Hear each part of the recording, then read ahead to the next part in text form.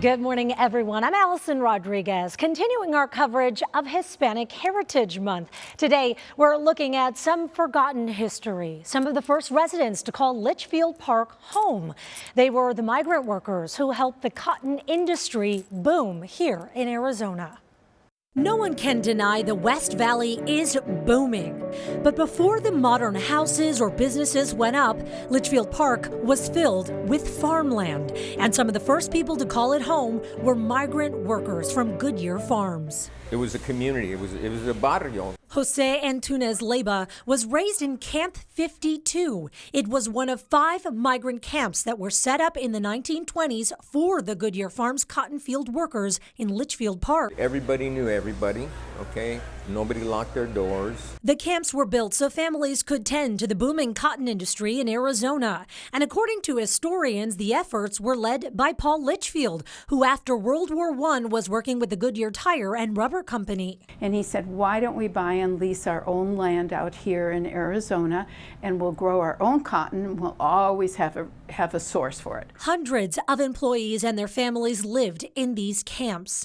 Archivist Judy Cook with the Litchfield Park Historical Society says most, but not all, came from Mexico through the Immigration Act of 1917. They wanted to come up here because it was safer. The Mexican Revolution was going on, and there were a lot of issues with the soldiers taking land. Leyva remembers work was a family affair. Everyone worked in the fields. I remember my grandmother one time taking out about 6 or 7 grandkids.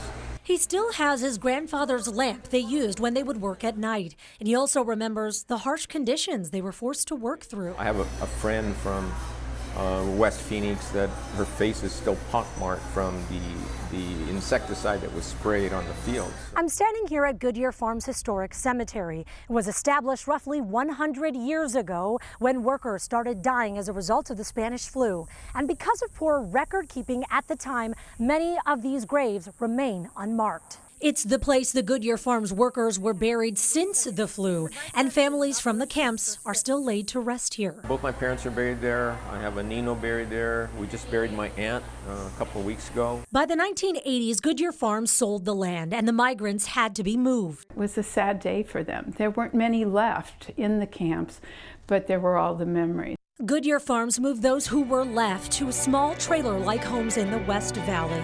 And now that the camps are gone, Jose's mission is to make sure those who tended the fields get the respect and recognition they deserve.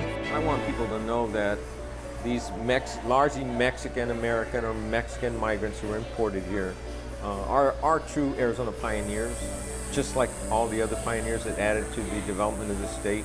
And we can't forget that history. You know, there's so much more to these pioneers and the history of the Goodyear Farms here in our state.